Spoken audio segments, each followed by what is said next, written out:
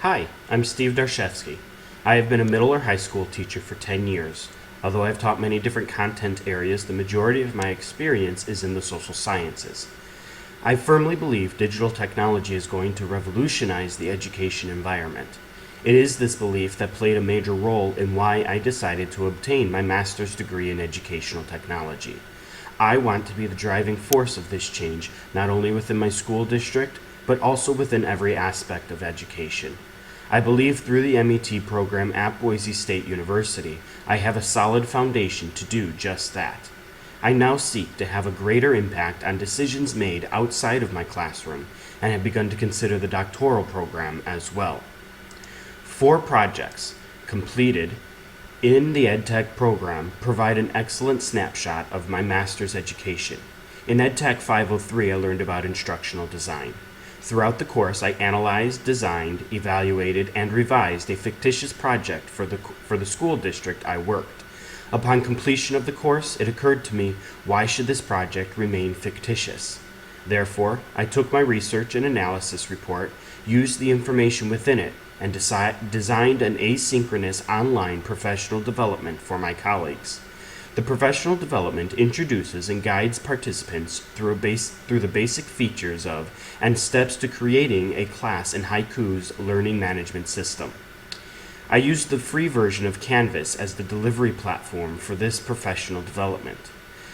Taking into consideration multiple instructional design theories, I used Google Sites as the delivery platform for the professional development. Taking into consideration multiple instructional design theories, I determined the professional development will include all 3 major theories. It first focuses on the instructivist design theory as participants read and learn about Haiku's LMS's features. The training transitions to a constructivist design theory as the participants create and publish content to their course. Finally, the focus shifts to a connectivist design theory as the participants are encouraged to share their products with peers and ultimately use their course within their own classroom.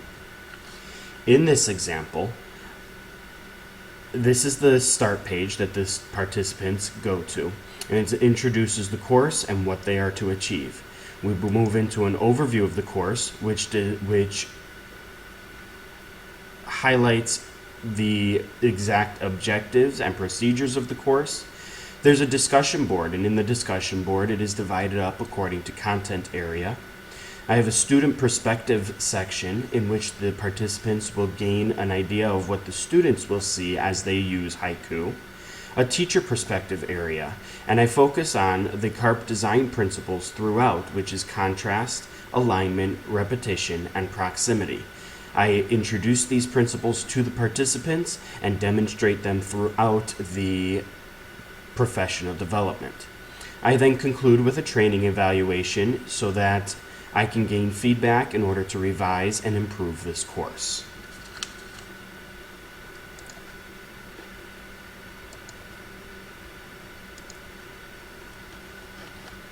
As schools become larger, technology more advanced, and the needs of students more diverse, there is a greater need for online instruction. The course design and delivery of an online course can greatly impact the success of the course. In EdTech 512, I explored various design and delivery methods that facilitate a successful course.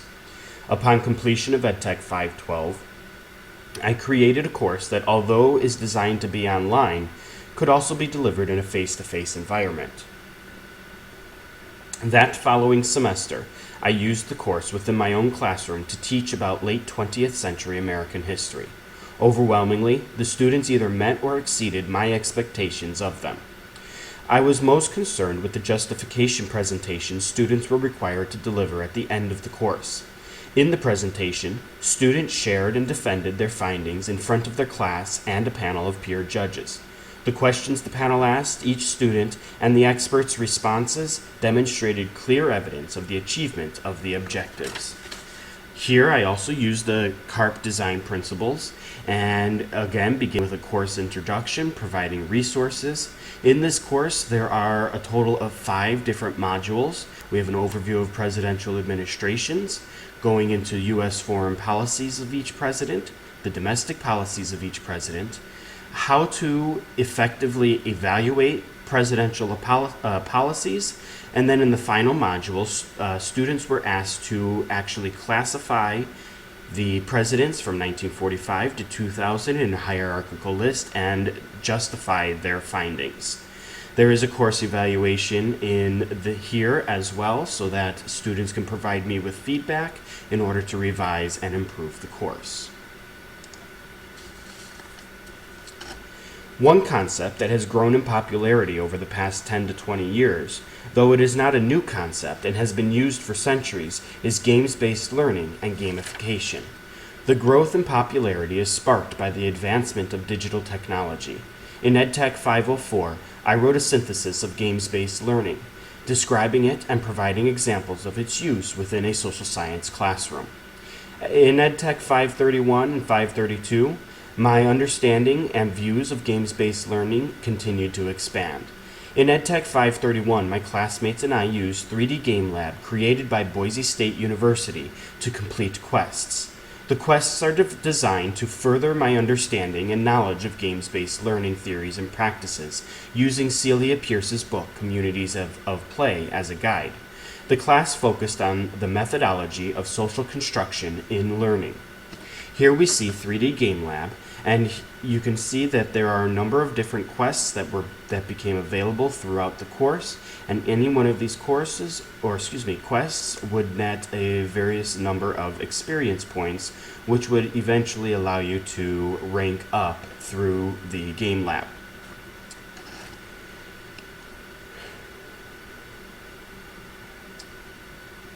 In the final project for this course, I created a virtual world lesson in Minecraft comparing private enterprise to corporations. I began my creation with the idea that the platform could be expanded to include additional lessons from the social sciences or any other content area. To accomplish this objective, I created a TARDIS to transport students to the different lessons in time and space through the push of a button. Here we can see the TARDIS, and as we walk through, yes, you can see that it is larger on the inside. I have room for it to expand in each of the doors, and each of these buttons could be a location for other lessons. As we push that button, it takes us into the lesson, and here's where students would have a free enterprise where they could build what they like. Continuing on, once finished here, students are then expected to push this button, which transfers them to the factory. The factory I used is a replica of the first Ford assembly plant. And as we go through, you will see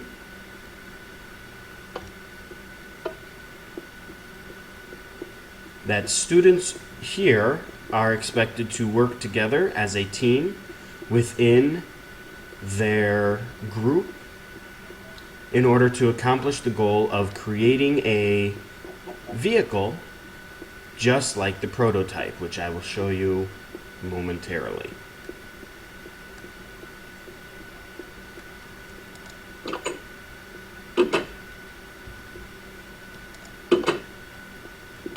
Here's the prototype.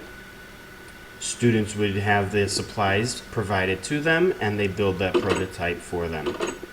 Following each of the lessons, there is a discussion area, and for the factory area, this is where we would have our discussions.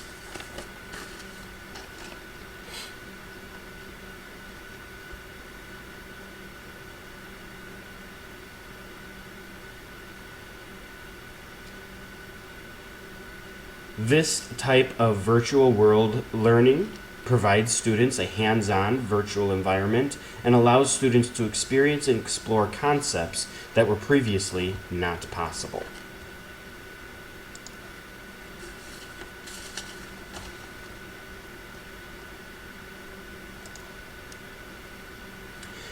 Along the same philosophy as EdTech 531 and EdTech 532 use the virtual world Second Life to further my understanding of games-based learning. Through the course and use of 3D Game Lab, I learned about the constructivist theory established by Jean Piaget and Lev Vygotsky, as well as the ideas of digital learning theorist Mark Prensky. Using the knowledge gained, I recreated a live simulation completed in my classroom for the last 4 years within Second Life.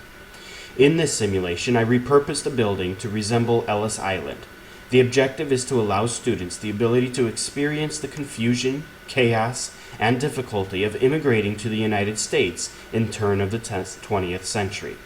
Students are required to research and create artifacts prior to the simulation, then complete the simulation, and finally reflect on their experiences.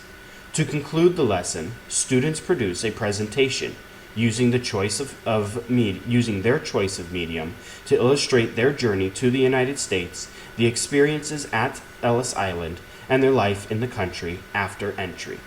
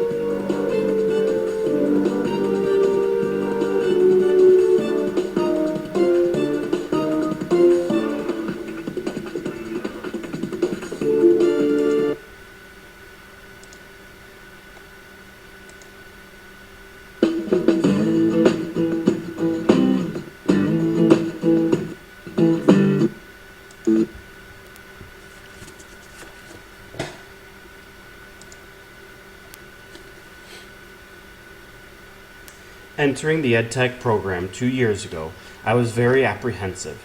I had not been enrolled in school for nearly 10 years. I did not know what to expect. However, through the guidance of my professors and sincere dedication on my part, I have learned more than I had ever expected. I transitioned from someone who was unable to read HTML code to someone who can now read and write code.